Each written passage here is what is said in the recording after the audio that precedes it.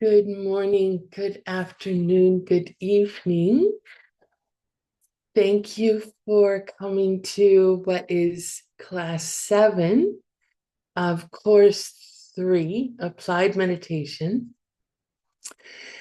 And yeah, we're moving right along. I can't believe we're on the 7th class.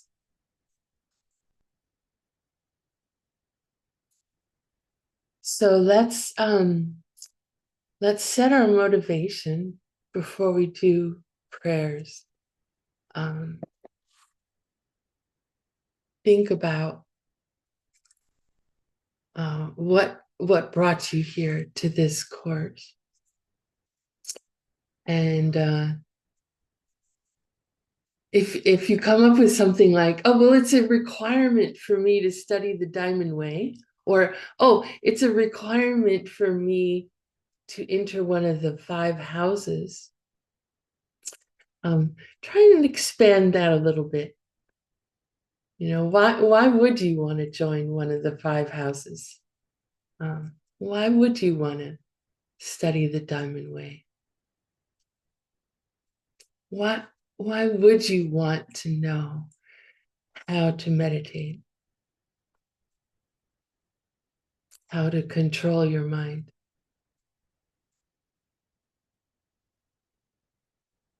What can you do with a controlled mind that will help you to be able to perfectly serve other people, other living beings that you couldn't do without a controlled mind?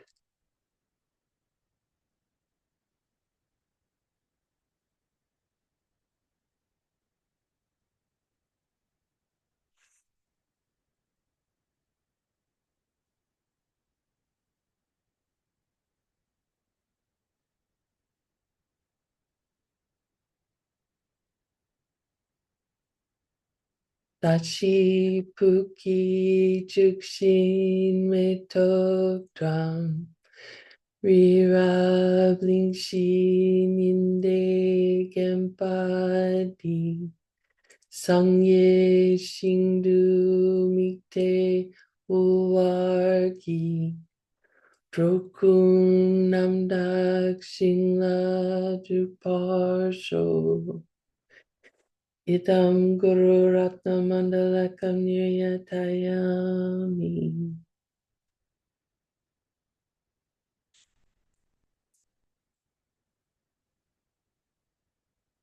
Sangye chudan soki chuknam la jangchu pardu dakni kyapsu chi taki chunyen ki pe sunam ki trola penshir sangye drupar sho sangye chudan soki chuknam la Changchu Pardu Dakni Kyapsuchi Daki Chushe Kipe Sunam Ki Drola Pinshir Sangye Druparsho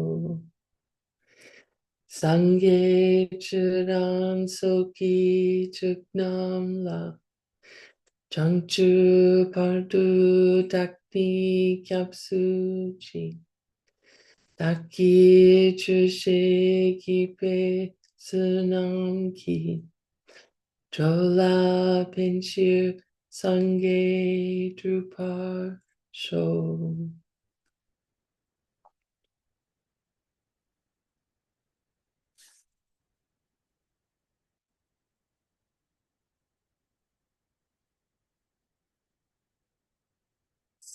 So before we move on, were there any remaining questions from the last classes?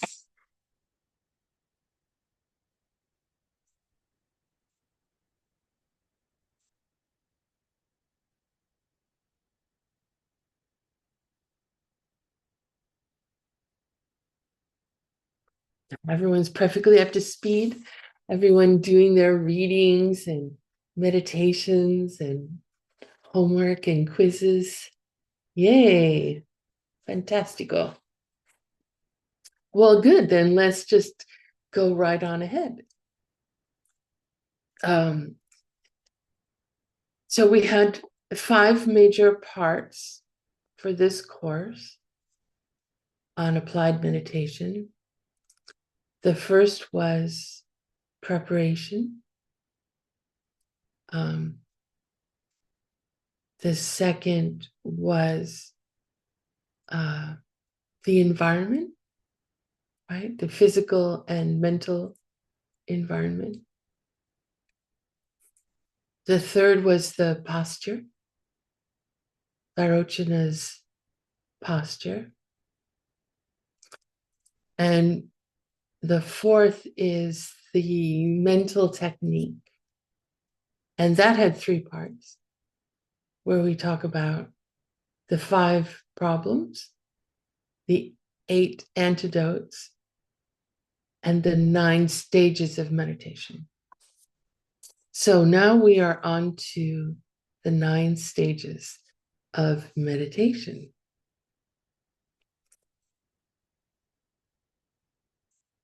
And just as a preface, these stages aren't like, what would you call it? It's not that once you reach a particular stage, you can't ever go back to an earlier stage.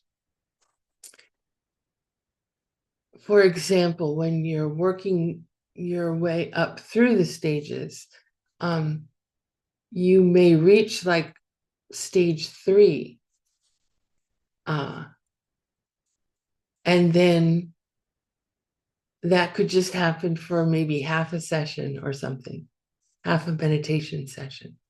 And then you go back to stage 2, back. Then your next sessions are in stage 2. And it can be that sort of, it's not a straight linear line. So there can be some movement as you work your way up through the stages.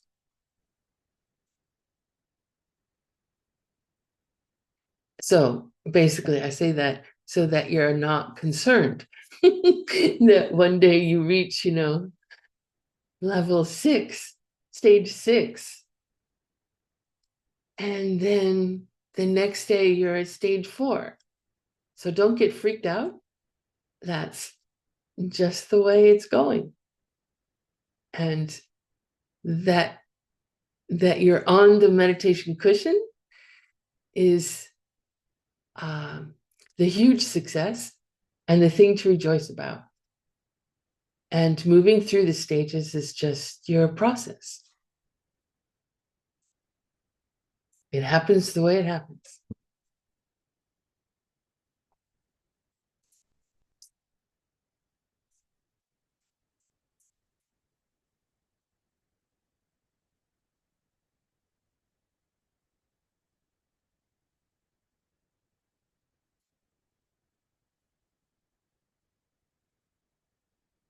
So I think maybe that's too small.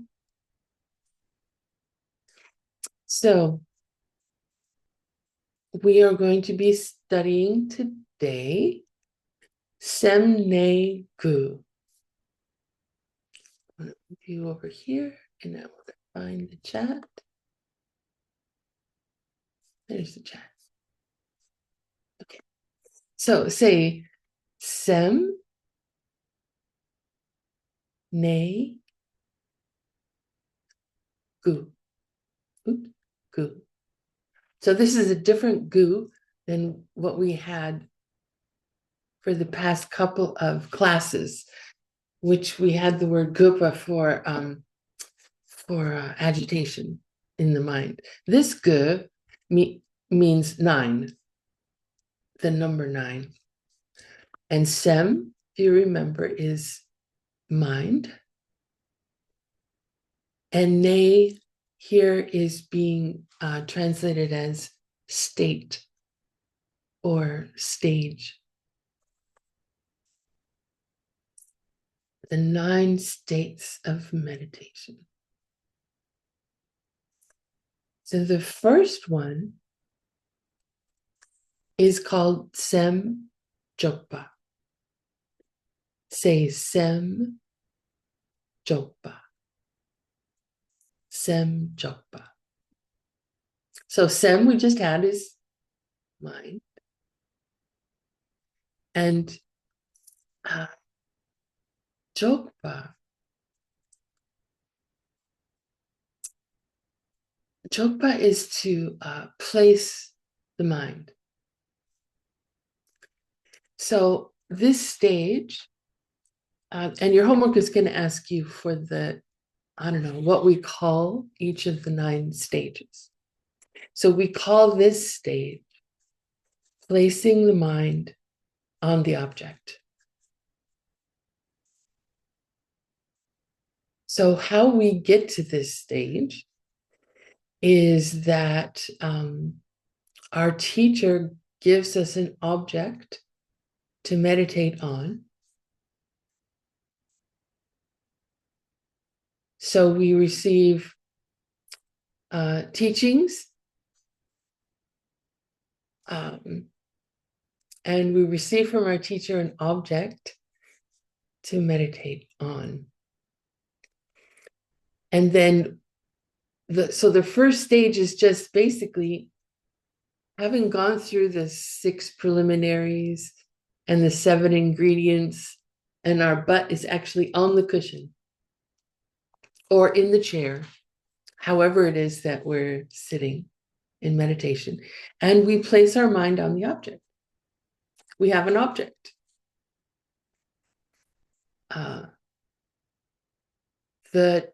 The object that we'll be using for the rest of this course, after the homework for this class, then, I'm sorry, after the meditation for this class, then for the next 2 classes, the meditation object will be Yinten Girma, which is a really beautiful prayer by Jetson Kappa. And it's called The Source of All My Good. And it is, it's a brief Lam Rim. So Lam Rim are the stages of the path to enlightenment.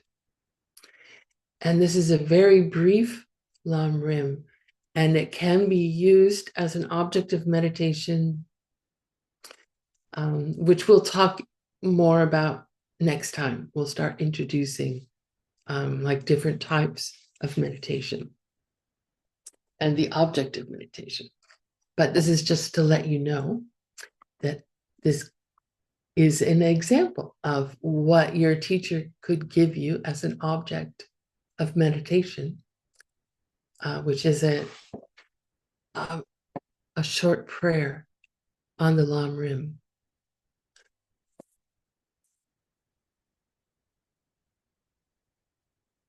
Jetson Kappa says in the Lam Rim Chenmo, Great Stages on the Path to Enlightenment, one of his masterpiece books.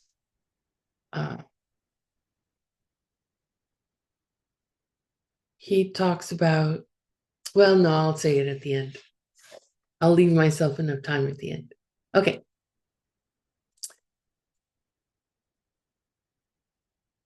So at this stage, we have an object that we've received from our teacher. We do our preliminaries, we sit down, and we meditate. And the meditation is, it's Mikma la shaksam le, which means that we're able to put our mind on the object now and then.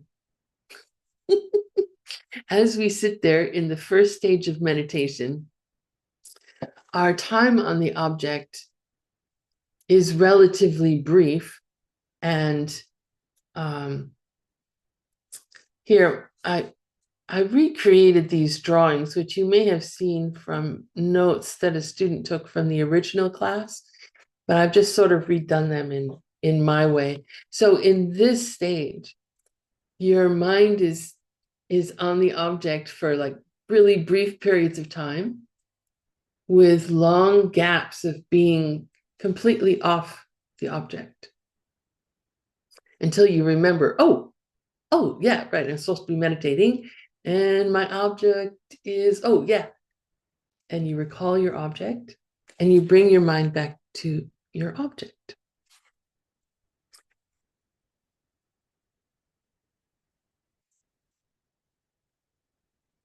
So, not again, um, I don't know about you, but in the culture in which I was brought up, there was a lot of like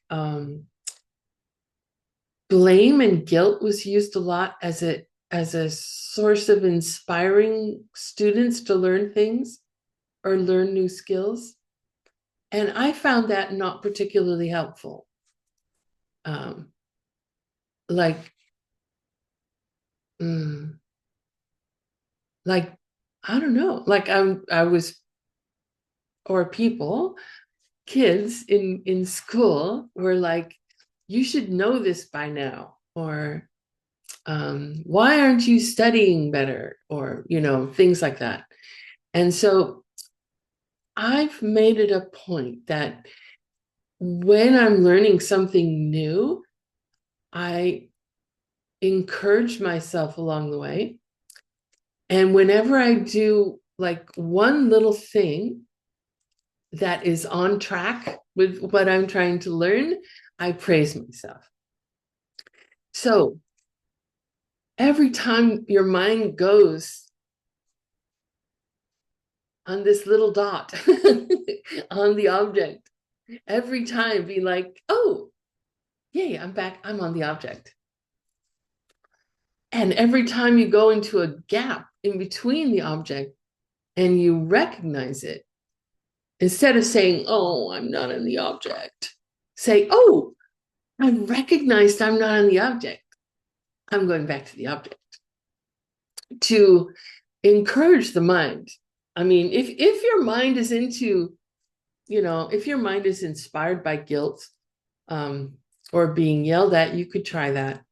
But I find that for my mind anyway, to be encouraging uh, is very helpful.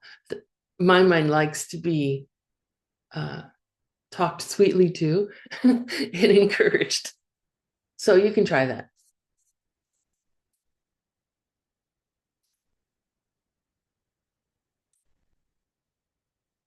So we don't, at this point, this first stage of meditation, of placing our mind on the object, we don't have the ability yet to have any continuity in this, in the meditation. There's no stream of meditation.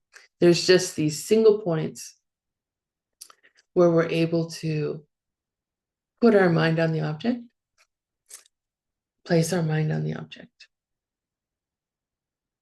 It's only later when we start to work with dullness and agitation. Right now, we're just concerned with the object of meditation.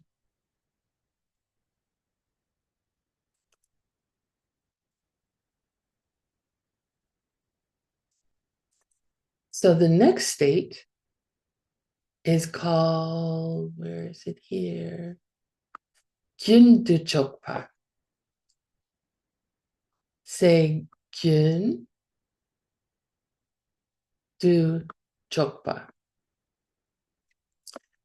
Gyundu Chokpa. Great to see so many lips moving. Thank you.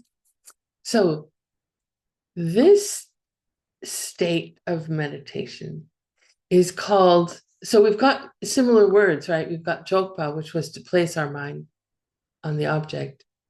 And here we've got the word Gyun, Gyundu. And this means in a stream. So here we we basically have more than just like moments, brief moments of our mind on the object. Here, the time that we're on the object, which is represented by these black dashes, that time that our mind is on the object is growing longer. And I couldn't get my dots to be really widely separated, but actually the time in between is starting to get shorter. The time when we're off the object is starting to get shorter.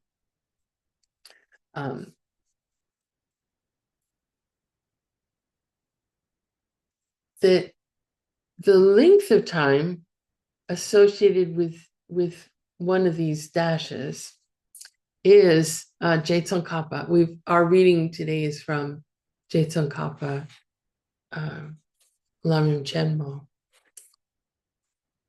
Is the length of time it would take to do a full rosary of the mantra Om Mani Padme Hum.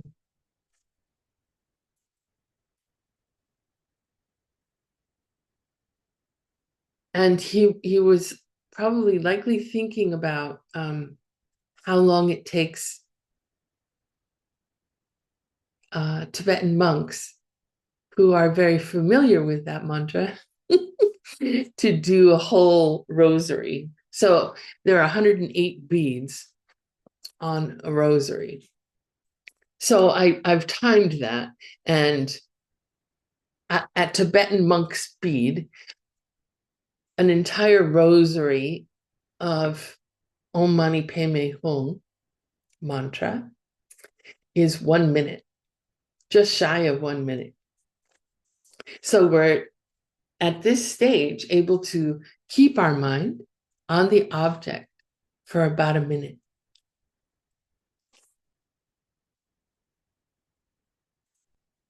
Which, after just keeping our mind on the object for a moment, feels like a long time, right?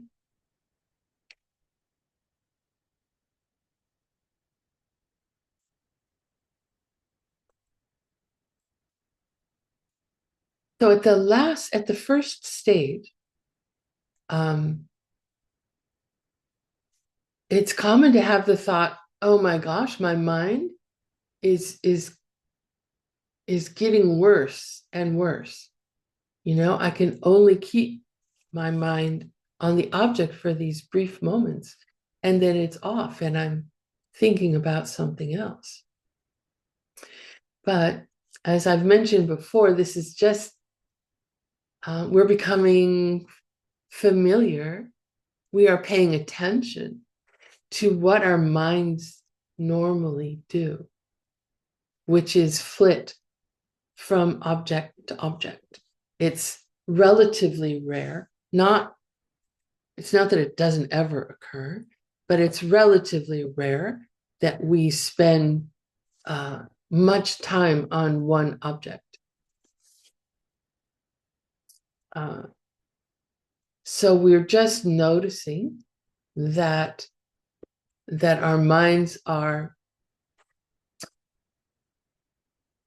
they're wild, and they're not very satisfied. They don't stay satisfied for very long. It seems they're always looking for something new to look at. So when you've noticed that in the first state, and then in the second state, with starting to get some continuity on the object, what happens is, because that we can spend longer time on the object, when the distractions come, they just feel like they become even more noticeable. So before it was the frequency of distractions, and now it's like the power of distraction. It's like this rush of distraction. So you get this impression again that your mind is getting more out of control, but that's not the case. You're able to keep your mind on the object for longer than it was in the first stage. So in these first two stages of placing our mind on the object and placing our mind on the object with some continuity, we're dealing with a lot of distraction, a lot of incidents of dullness and agitation. Fixation, remember we had those three characteristics. So fixation with the object is relatively infrequent. And Jingwa and Gupa, the dullness and agitation, are frequent. So at this stage, we're still wandering around or sleeping more than we are meditating on our object. We're still meditating because we are training our mind to be aware of what distraction and dullness feel like. What do they look like? I can't use words because it's ineffable, right? It's not something we can take out and show. We have to become familiar with our own minds and what our mind does. So we are just becoming more and more familiar. The next stage, I hope it's not too dizzy that I go back and forth in the pages here. The next stage is called Lente Jokpa. Say Lente Jokpa. And this means placing the mind on the object and patching the gaps. Lente means patch-like.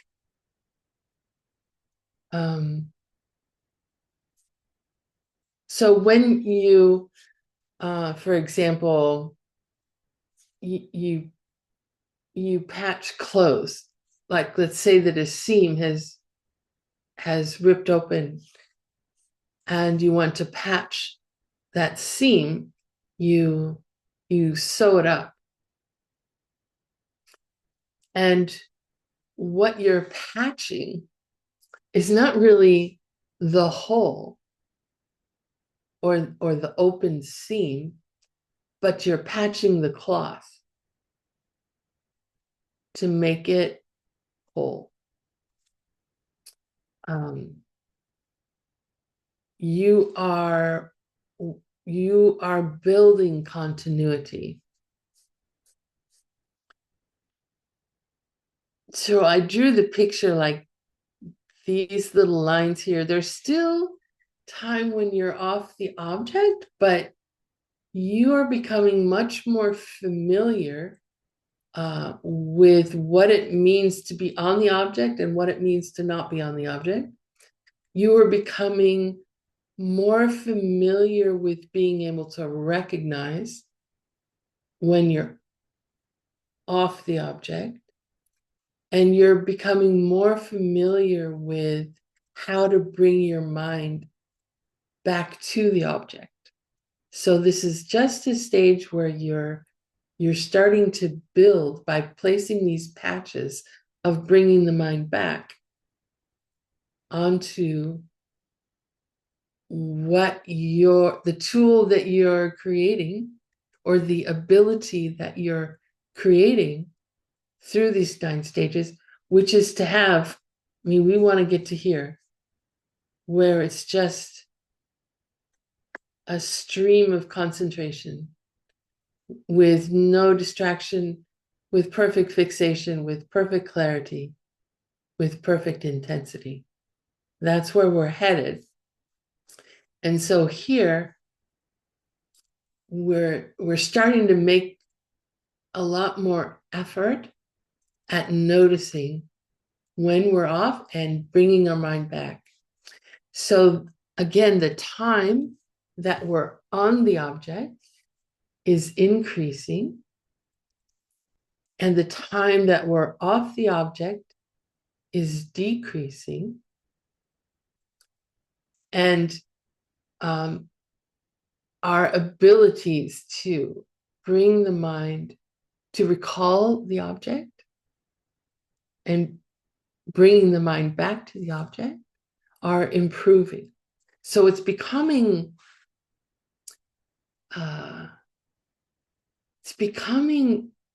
more familiar and easier for us to have our mind on the object.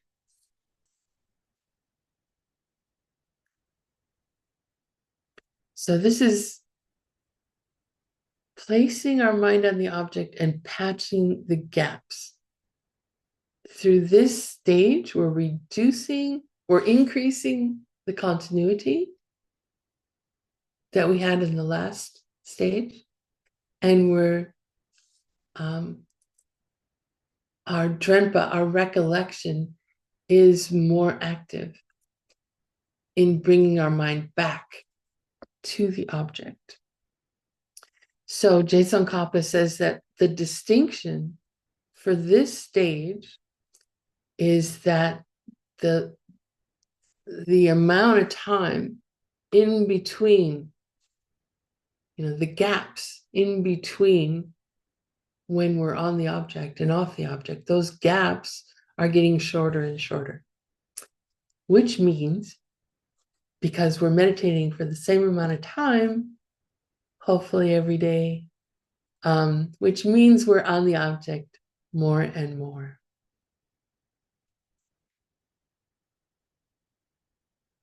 So we have these periods of what feels like we could call good meditation. Just a little caution about judging meditation, of what's good meditation and bad meditation. It's not bad meditation to be off the object. You are still sitting on your cushion or in your chair. You still are with the intent that you set up at the beginning of your session. So this is a meditation session. You're either on the object with all three of those characteristics, or some of the characteristics of mind are weak or missing, but you're there. Even if you sit down and fall asleep and there's just one dot at the beginning and then just a bunch of blank space before your meditation alarm goes off and tells you, okay, it's been 15 minutes or however long it is you're meditating, that's still a good meditation session because you sat down, you did the preliminaries, you made your intention, and you sat down and you put your mind on the object. It didn't last. That's okay. You sat down. You meditated. So in our practice of advancing through the stages of meditation, we're having a different quality of meditation. What we are making our mind more familiar with, which, if you remember, that's the meaning of meditation, is becoming familiar. We are becoming familiar with the aspects of mind that are obstacles to us being single pointed on an object. We're becoming familiar with our object, of course, of meditation. We're also becoming familiar with what it means to be aware of or to watch what our mind is doing in meditation. We're becoming, and through those things, we're becoming aware of how to sharpen our tool, because meditation is just a tool. We're just training the mind to be focused on the object we want it to be focused on for the duration we want to be focused on it, in a clear, bright state of mind, in a state of mind that has clarity and intensity. So every time we sit down is still considered good meditation. If you sleep in, that's not so good meditation. You didn't make it to the cushion. It's okay to take a break. Occasionally things go on in our lives and we need to take a break. It's best if we can do it every day. Have meditation every day, same time every day. And, as with learning anything, repetition is the thing. And the more we can build a habit of doing it at the same place in the same time with the same object, the faster we can progress through these stages of developing this finely honed tool. Okay. So at this point, this stage of placing our mind on the object of meditation, we have gained strong drenpa, strong recollection, remembering the object. We remember to come back to our object of meditation.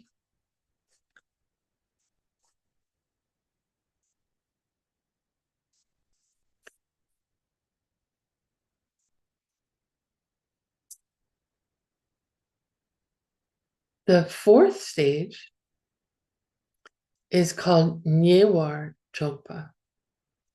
Say Nyewar Chokpa.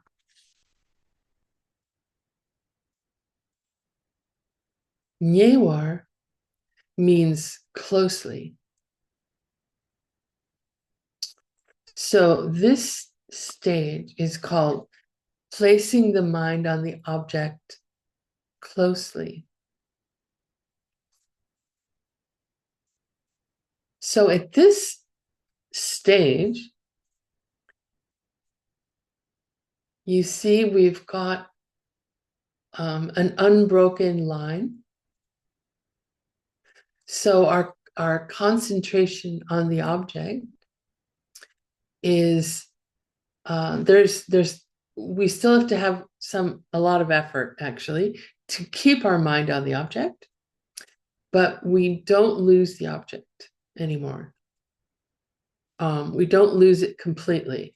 It may, the fixation may start to get smaller or fuzzy as our mind is going through dullness and agitation, but we don't lose the object. We can like wander around the object, or the object becomes so blurry through dullness, if it's a little, or the fog in our mind becomes so thick, but the object's still there.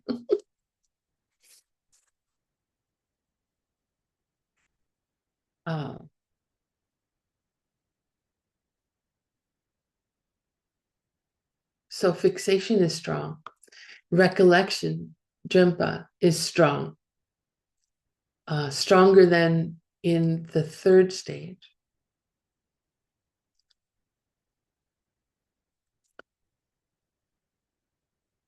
So the big difference between this stage and the previous two stages is that we can keep our mind on the object.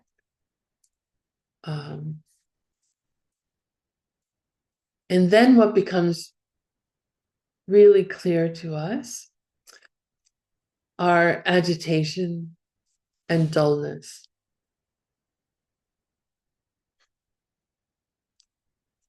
So here we've got of the three characteristics, right? Fixation, clarity, and clarity with intensity. We've got fixation. Yay. So now we're dealing with clarity and intensity.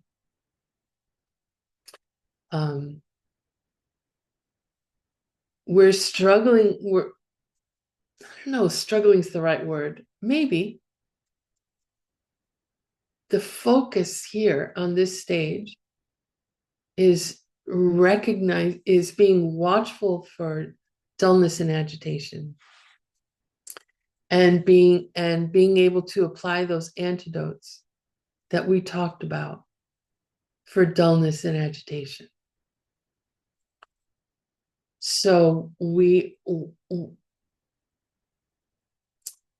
really want to, at this point, since we have fixation on the object, we do have a strong desire to have a clear mind, an intense mind.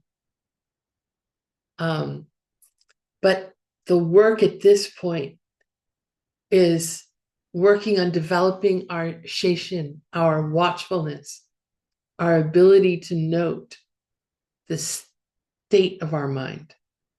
How clear is my mind? How intense is my mind? Checking in, and then also applying the antidote. Checking in, gauging, just how off of the ideal state that I can imagine. How off do I think I am, and what level of antidote do I need to apply?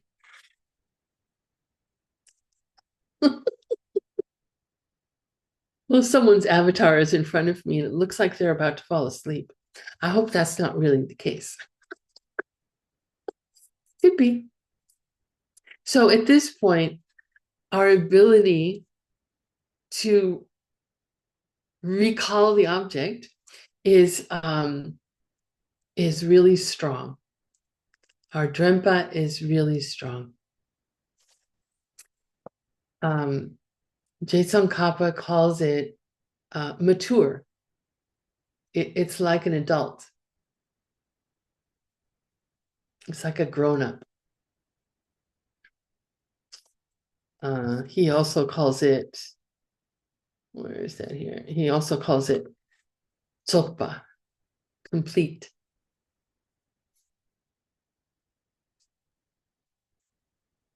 The fifth state is called Dulwar Chepa. Say Dulwar Chepa. Dulwar Chepa. And this means controlling the mind. Dua is the word to discipline or to tame something. It's a word that's used a lot in Vinaya, in the group of Buddhist scriptures on morality.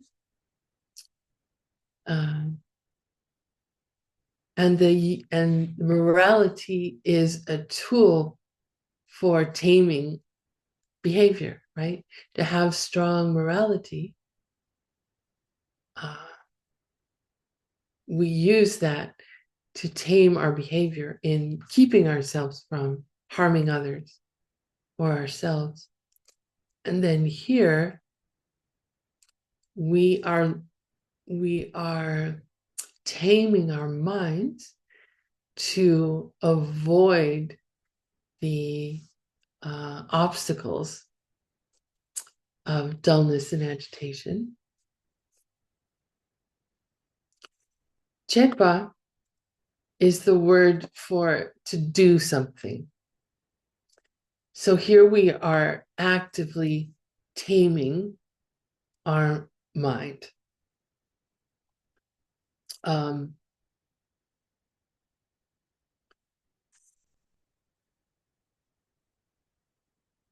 So we had this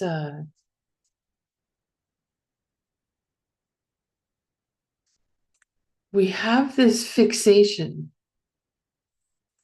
and we've been working with gross agitation and gross dullness in the previous stage. So the tendency at this stage is we've brought our minds in so forcefully inside that we withdrew too much, and the mind becomes dull. Subtle dullness becomes a danger at this stage of meditation, the fifth stage of meditation.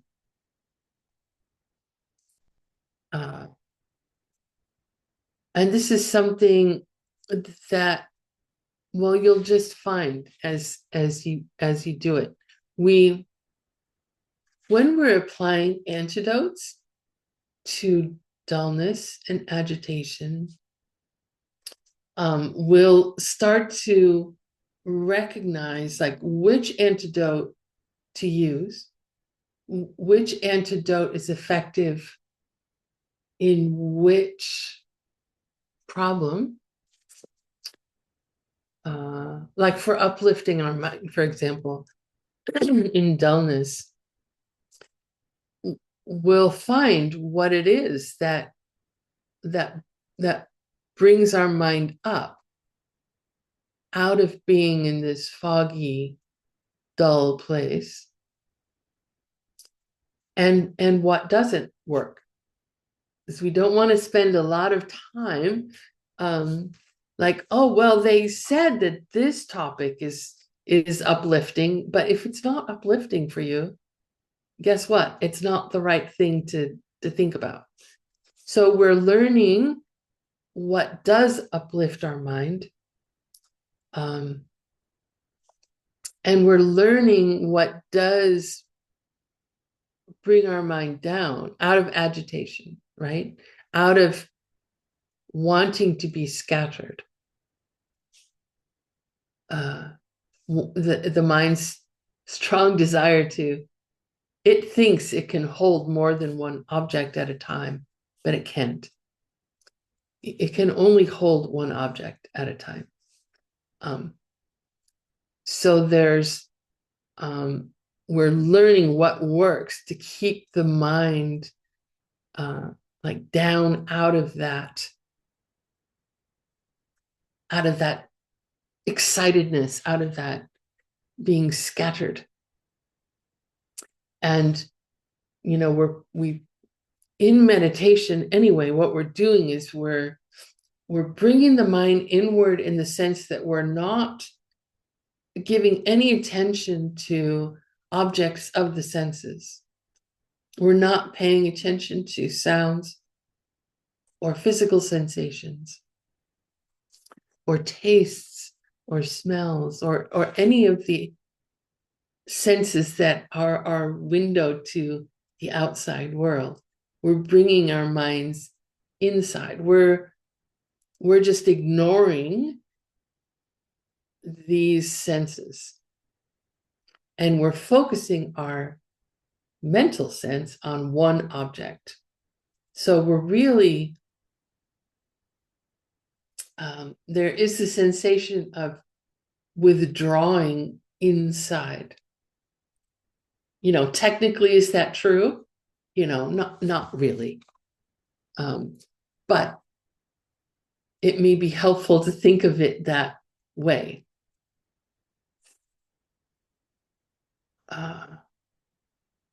So as we're being more active in applying antidotes and in basically ignoring sensory inputs, sounds, smells are distracting, especially. Sights we're pretty good with because we've got our eyes partially closed. Tastes, well, we'll learn that, if you're going into retreat, for example, maybe best not to eat right before a meditation session. You'll still have taste in your mouth of whatever you just ate. But we're learning how to ignore the inputs from those senses and go inside. We're learning how to control our mind in that way. And the danger is a dullness that is far less obvious than what we saw in the previous stage. So in stage 4, we're dealing with obvious agitation and obvious dullness. And here, the dullness becomes more subtle. So we have to increase our watchfulness. We have to increase it in the sense of refine its ability to notice subtle dullness. So it's like a more powerful tool for us. We're learning here what it feels like when the dullness is more subtle. And remember, that's one of the most dangerous, in the sense of keeping us from reaching our goals in meditation. Subtle dullness is the most dangerous because we can mistake it for being strong single-pointed meditation. We can mistake it for clarity because it actually feels kind of good. I don't know if you've ever, I guess you could liken it to when you've had like a few sips of wine back in the day. Like, I don't drink alcohol anymore, but I do remember the sensation of just having had a few sips. It feels good. The mind feels great, actually. But alcohol is a depressant. And that feeling great is not an increased clarity. The mind is not becoming more sharp the more you drink alcohol, right? It's becoming more dull. It's becoming less able to uh, less able to move quickly. I mean, that's why it's so important that we not drive when we've had alcohol, because we cannot respond quickly when some danger appears on the road. So it's the same sort of thing with dullness of the mind. It feels good, but um, if our watchfulness can't recognize it, then it's a danger to to uh,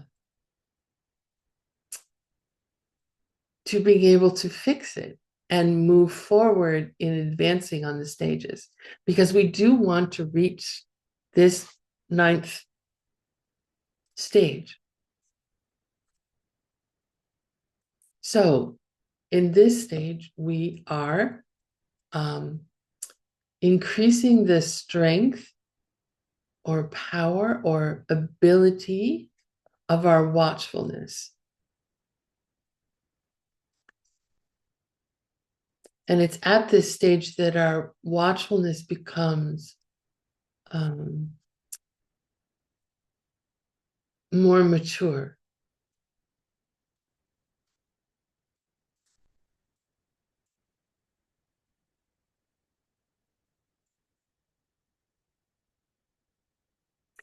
Now, as we deal with subtle dullness,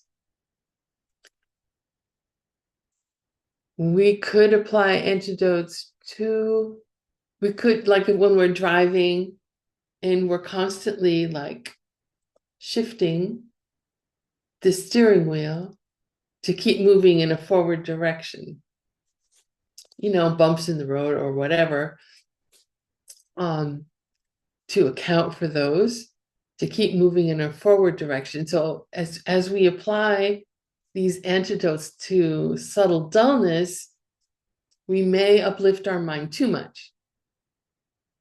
And then in the next stage, which is called Shiwar Chepa, say Shiwar Chepa. This is called pacifying the mind. So in this stage, we have brought the mind up too much, and subtle agitation, or agitation that is more subtle than it was at the fourth stage. So now we're at the sixth stage. The agitation is more subtle, but as with the previous stage, controlling the mind, working with dullness, more subtle dullness, we are training our watchfulness to recognize subtle, more and more subtle agitation.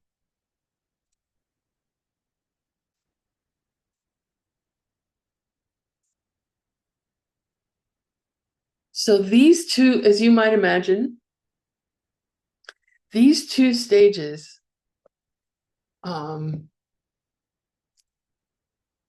you can go back and forth between them over time. Reaching stage 5 and reaching stage 6. And that's okay, because we're just learning how to sharpen our watchfulness.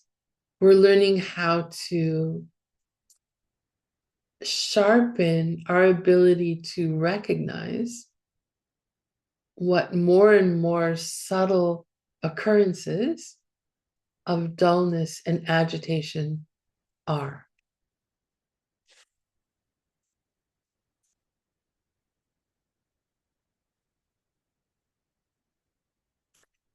So Shiva, that means peace. And Chepa again means to make. So we're making the mind peaceful. We're making the mind calm. In these two stages,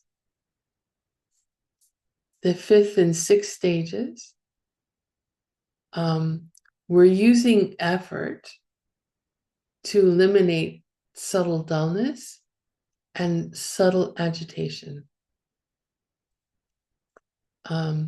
At these two stages, it is far less likely that we're going to have obvious dullness and obvious agitation. So in a way, our fixation is really strong. Our clarity is getting stronger. And our intensity is we're finding the right setting to place the level of intensity that we have in our mind. I talked about that before. I kind of like making the setting. We're adjusting that dial of intensity, basically, to work with subtle dullness and subtle agitation.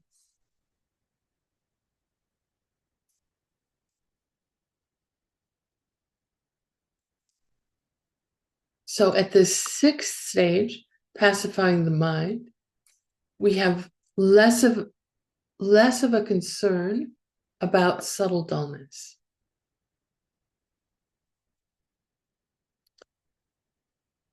But again, like I said, at this point, I don't think I'm the only one that you go back and forth between these two stages of meditation as we're learning, how to apply the antidotes, how strong our watchfulness should be, all of that. We're learning how to control the mind.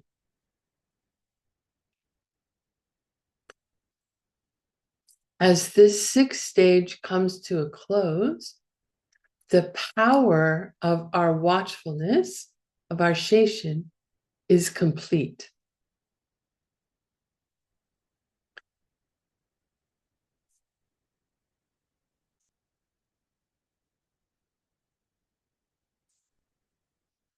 The next stage, the seventh stage, is called Nampar Shiva Chepa. Say Nampar Shiva Chepa. So the only difference between the name of the seventh stage and the name of the sixth stage is we're adding the word Nampar. And Nampar means totally. So we're pacifying the mind totally.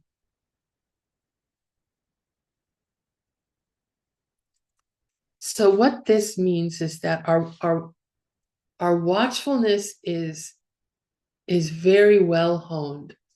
We know how to recognize. We know how to recognize and sound the alarm about subtle dullness and subtle agitation. And we're becoming very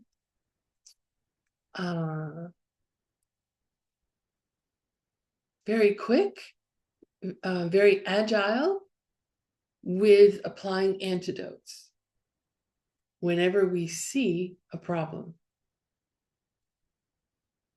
There's not a gap where we're applying the antidote. We see it, we recognize it, we sound the alarm, we apply the antidote. And at this stage, the agitation and dullness, when they occur, they're very faint. So this stage of meditation does feel particularly good. It's like you're almost cruising, almost. There's corrections you have to make, but you don't have to make them very often, and they're not very drastic at all. Maybe you don't even have a new thought, like when you have to uplift the mind or concentrate the mind. Maybe it's you've become so agile at applying antidotes that you can just nudge your mind in that direction of being more concentrated, because you know what it feels like to be more concentrated, to be uplifted.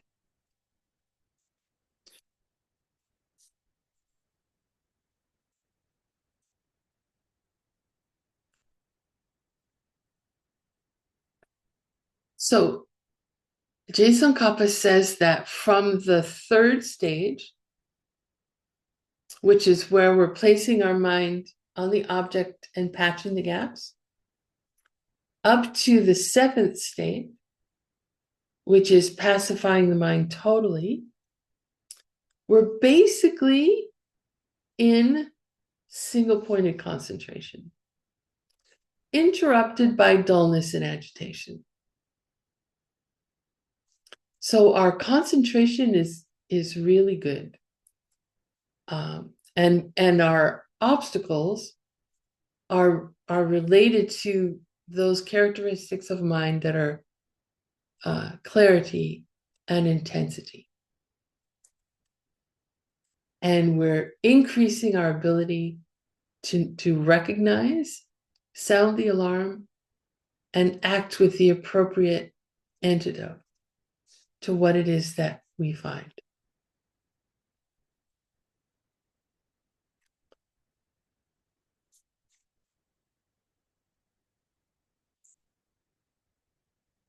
So now the eighth stage is called Se Chiktu Chepa. Se Chiktu Chepa. Se Chiktu Chepa. And this means making our mind single-pointed. We had Sem Se Chikpa before, single-pointed mind.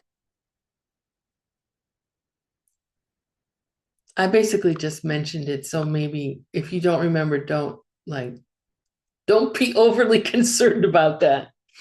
But that was the definition for Tingin Zin.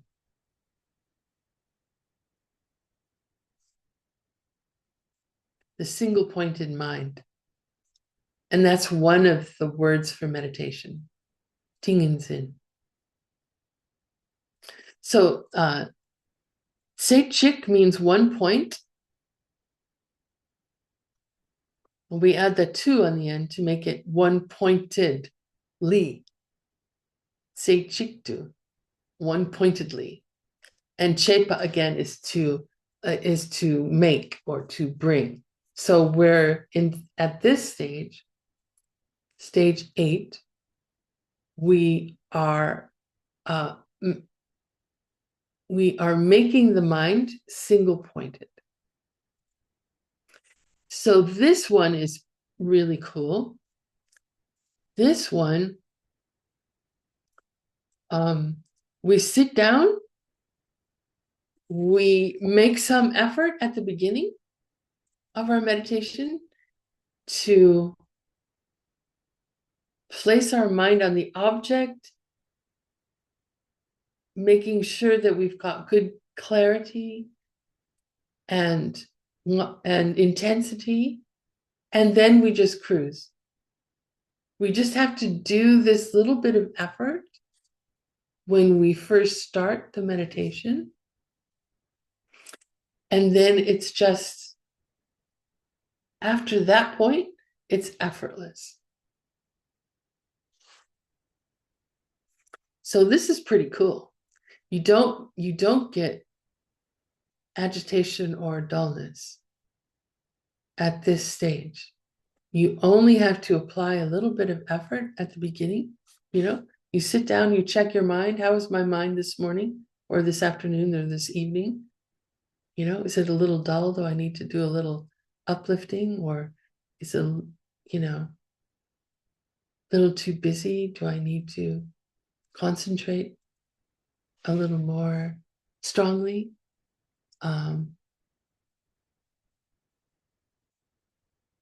Jason Kappa talks about this in terms of like that dullness and agitation are enemies to meditation. And as we go through these stages of meditation, our enemy is becoming weaker and weaker. And at this point, there's basically nothing we have to do. Our enemy has become so weak that all we have to do basically is glance in their direction, and their weapons disintegrate.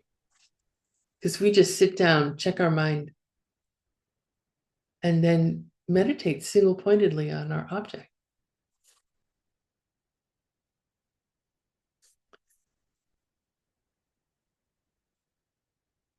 So the ninth state of meditation is called Nyampar Chokpa. Say Nyampar Chokpa. And Nyam, we had this before when we talked about keeping our shoulders level in the posture, in Varochana's posture, eight-pointed posture. So achieving equilibrium is what this is called, this stage. Achieving equilibrium.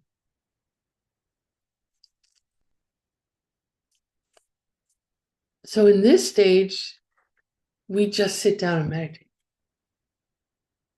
This stage,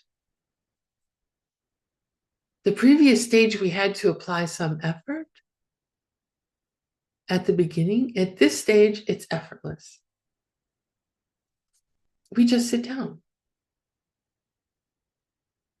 We just place our mind on the object.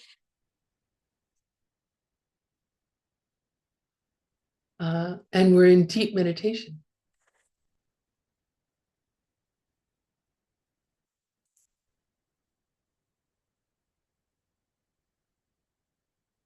Effortless, deep meditation.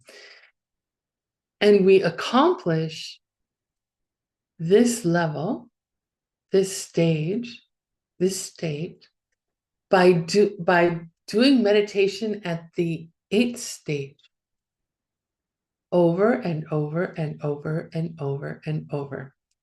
So again, it's just training the mind through repetition.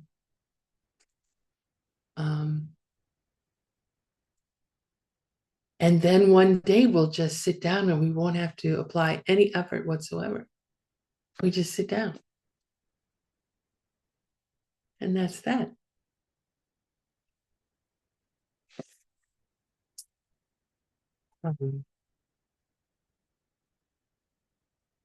They say that that it's possible to reach the 9th stage of meditation after about 6 months of, shall we say, concentrated, purposeful effort in developing single-pointed concentration. I think it's somewhat common that people will do a 1 year shamatha retreat where they're spending 1 year in retreat, so away from day-to-day life. They've set up the conditions to be very conducive for focusing the mind. Shamatha, to develop shamatha.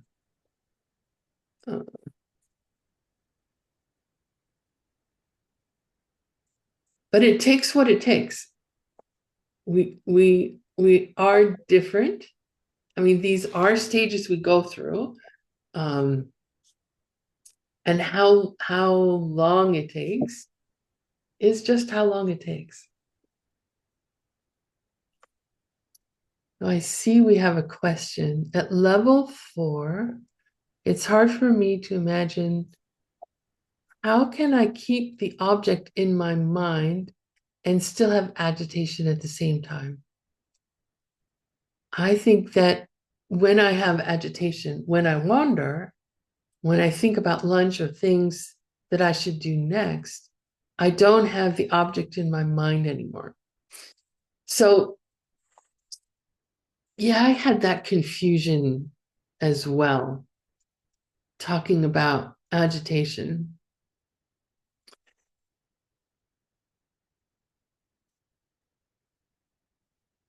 So, distraction from the object is, remember, it's not related to fixation. We have the 3 characteristics of the mind, of the state of our mind. What is its like ability to be fixated? What is its clarity? And what is its intensity? So I think when we talk about agitation,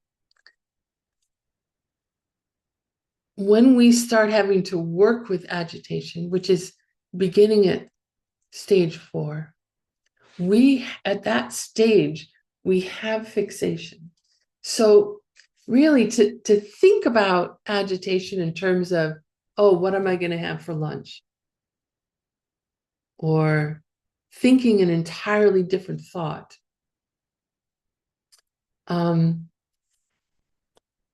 It's kind of doing us a disservice. It's that gross level of agitation. It's like when thoughts are about to arise, we become very familiar at these earlier stages of noticing what it feels like to have thoughts that are not our object of meditation. The more we are able to recognize that, the more we're closing the gap between when our mind is on the object and when it's not. The more we're closing that gap, the more refined is our familiarity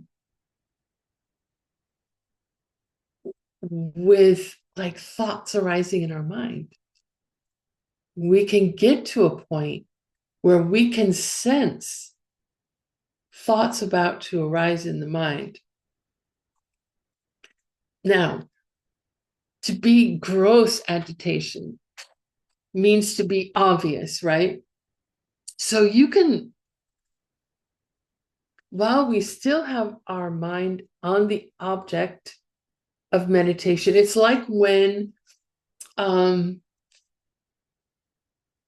we're sitting in, well, I can just use what's happening for me right now. Right now, I am speaking to you about this ability to recognize gross agitation, and I'm keeping my mind focused on the content I want to convey to you, while at the same time, there's a garbage truck going down the road and he's backing up. So his backing up sound is happening. Beep, beep, beep, beep. And it is distracting.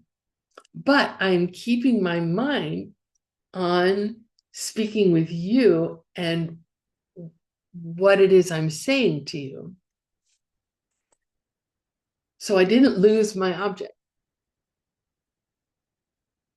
But it was very obvious, this distraction. So at the beginning, it is very obvious, like the backup sound of a truck.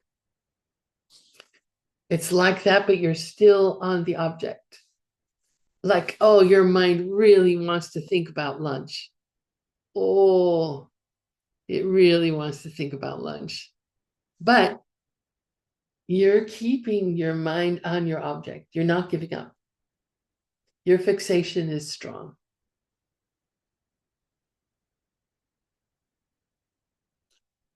Now, we have to ask, is it true, really, that I was keeping my mind single pointed on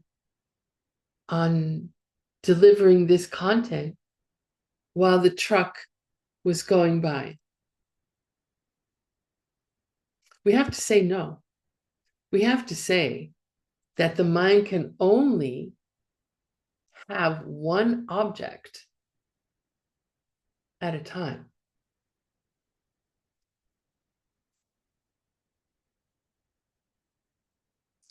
But we don't have yet the perception of fragments of a finger snap. We can't tell 1/67th of a finger snap from another. To us, it sounds like one sound, that it's one moment. As we refine our ability to control our mind, it's almost like we're slowing things down. We are able to notice far more detail. So all I can say is, we just keep practicing it. We just keep developing those tools of watchfulness, of sound, of recognizing and sounding the alarm, and then taking action, of applying the antidote.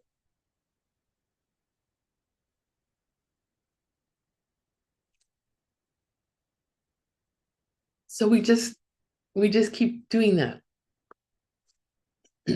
There's one thing I wanted to share with you. So I've put up, and hopefully you will have access to that. I put up the Tibetan language every time, and I've put up this chart that I made for the 9 stages, and two more bonus materials will be uploaded for you. And I wanted to show you what they are really quickly.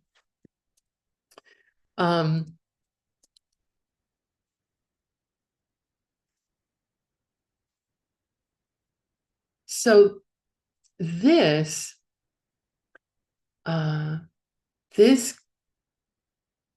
carving, this drawing, was made by Trijang Rinpoche, who was, I think we talked about him. He was a student of Pabonka Rinpoche.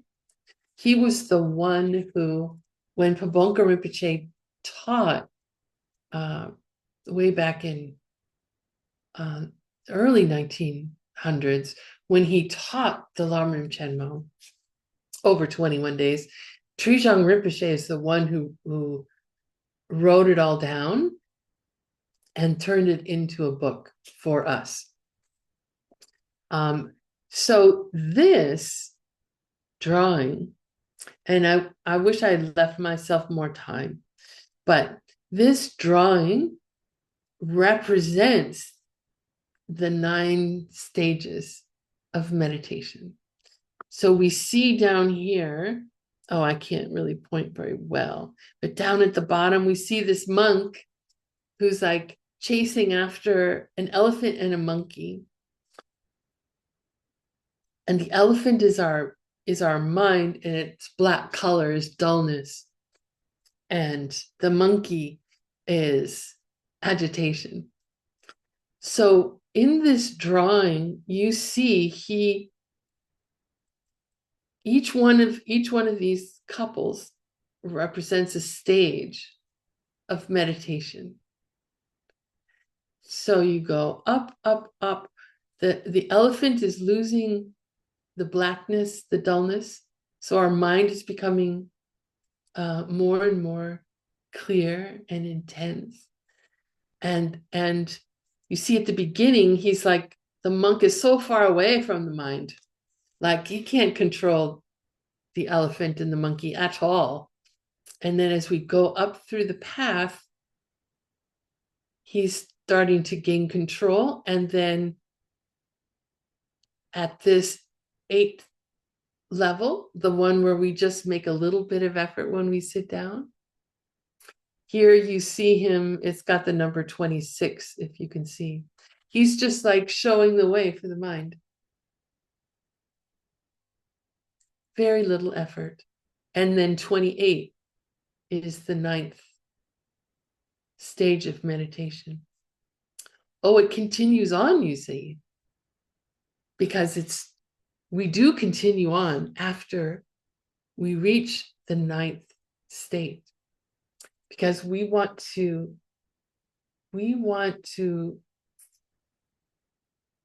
reach this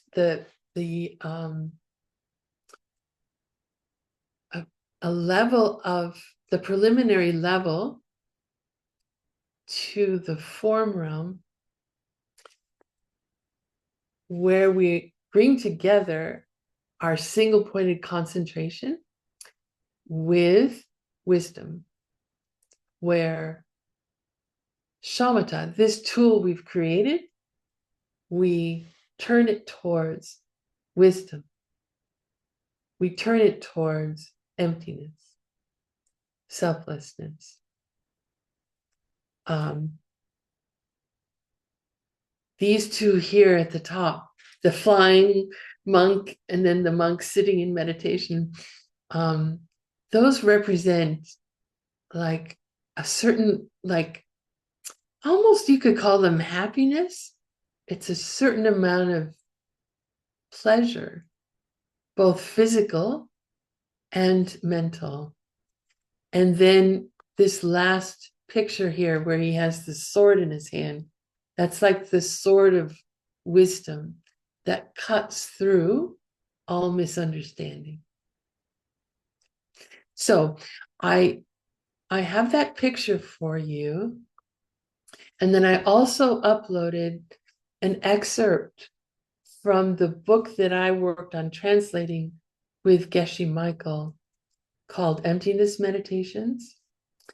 So I'm giving you the section from that book that is, it was all of that Tibetan on the sides of that picture. So it's Trijang Rinpoche's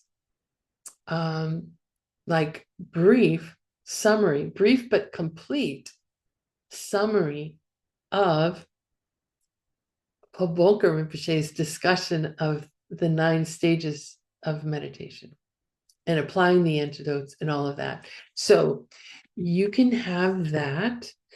And it is in English. I don't know if it's available in other language. I will try to find out if they, because I know people are working on translating it. And I know that the Russians are particularly industrious, so it may have already been translated into Russian. I will find out. But otherwise it's in English, and hopefully that's helpful. Okay, so thank you for your participation and your interest. And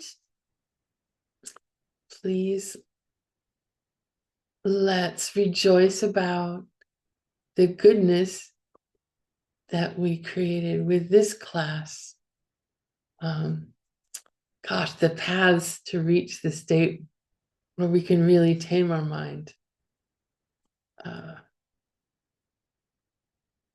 And let's do our final prayers.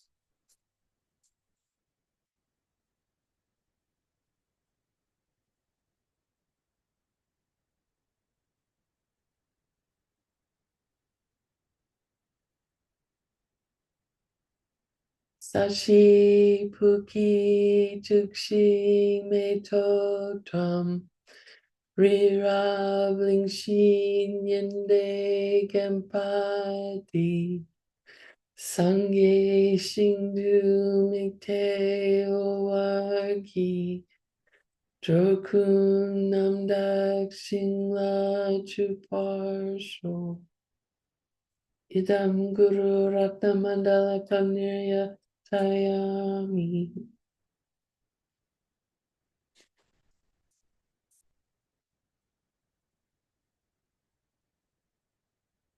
Ewadi Kewokun Sunam Yeshe Toksokshin Sunam Yeshe Lechungwe Tampa Kunyi Toparsho.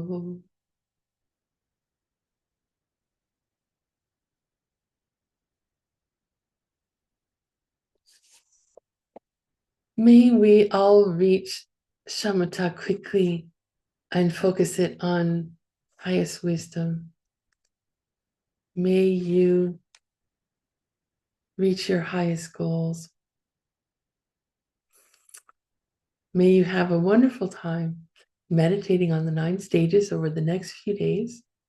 And we'll meet again next time to begin talking about objects of meditation. Thank you again.